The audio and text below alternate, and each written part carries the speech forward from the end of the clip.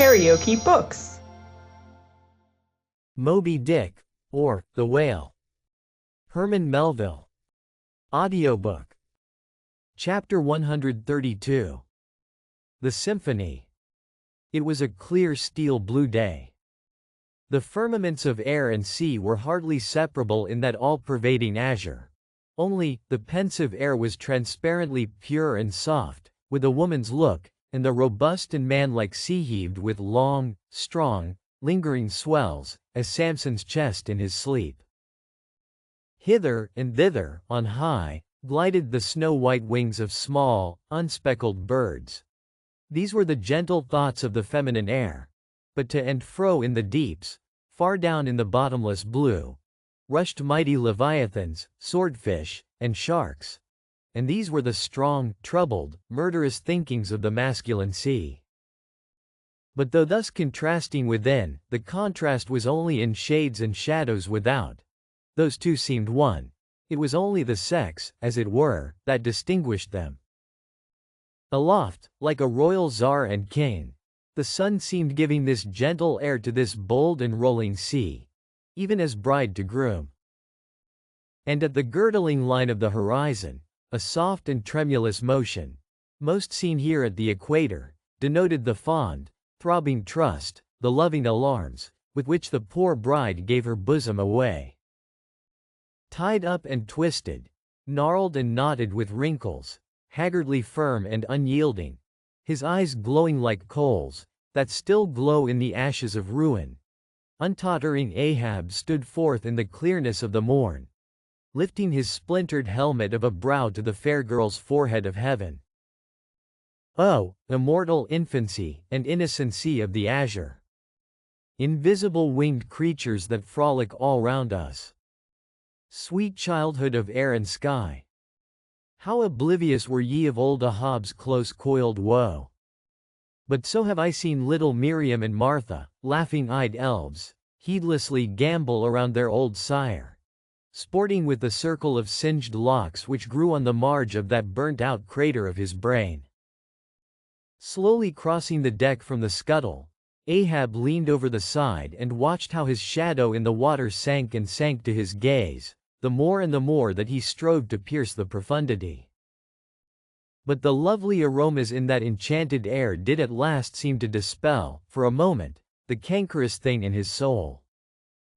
That glad, happy air, that winsome sky, did at last stroke and caress him. The stepmother world, so long cruel, forbidding, now threw affectionate arms round his stubborn neck, and did seem to joyously sob over him, as if over one, that however wilful and erring, she could yet find it in her heart to save and to bless. From beneath his slouched hat Ahab dropped a tear into the sea, nor did all the Pacific contain such wealth as that one wee drop. Starbuck saw the old man, saw him, how he heavily leaned over the side, and he seemed to hear in his own true heart the measureless sobbing that stole out of the center of the serenity around. Careful not to touch him or be noticed by him, he yet drew near to him and stood there. Ahab turned. Starbuck. Sir. Oh, Starbuck. It is a mild, mild wind and a mild-looking sky. On such a day, very much such a sweetness as this, I struck my first whale, a boy harpooner of 18. 40 years ago. 40 years of continual whaling. 40 years of privation and peril and storm time. 40 years on the pitiless sea. For 40 years has Ahab forsaken the peaceful land, for 40 years to make war on the horrors of the deep. Aye, and yes, Starbuck, out of those 40 years I have not spent 3 ashore. When I think of this life I have led, the desolation of solitude it has been, the masoned, walled town of a captain's exclusiveness, which admits but small entrance to any sympathy from the green country without. Oh, weariness! Heaviness! Guinea Coast slavery of solitary command.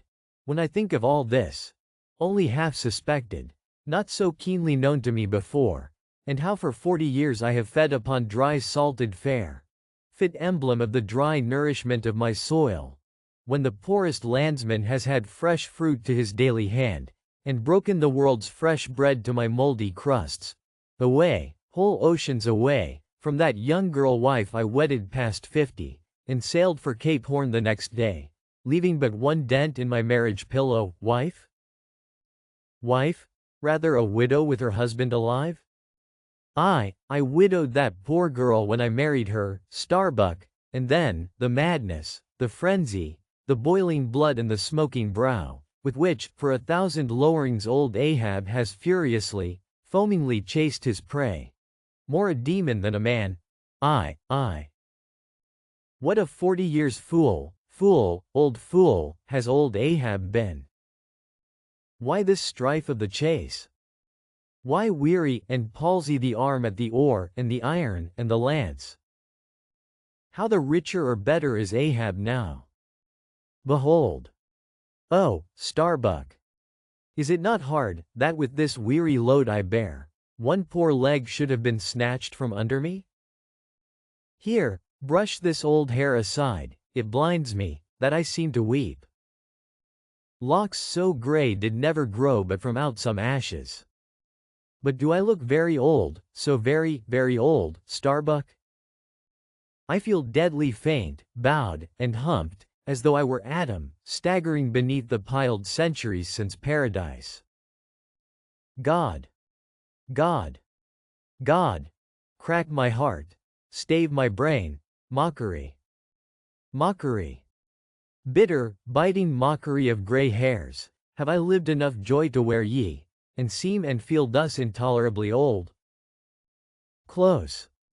Stand close to me, Starbuck! Let me look into a human eye. It is better than to gaze into sea or sky, better than to gaze upon God. By the green land, by the bright hearth stone. This is the magic glass, man. I see my wife and my child in thine eye. No, no, stay on board, lower not when I do. When branded Ahab gives chase to Moby-Dick. That hazard shall not be thine. No, no. Not with the far-away home I see in that eye. Oh, my captain! My captain! Noble soul! Grand old heart, after all! Why should anyone give chase to that hated fish? Away with me! Let us fly these deadly waters. Let us home. Wife and child, too, are Starbuck's wife and child of his brotherly, sisterly, playfellow youth. Even as thine, sir, are the wife and child of thy loving, longing, paternal old age. Away! Let us away, this instant let me alter the course. How cheerily, how hilariously, O my captain, would we bowl on our way to see old Nantucket again.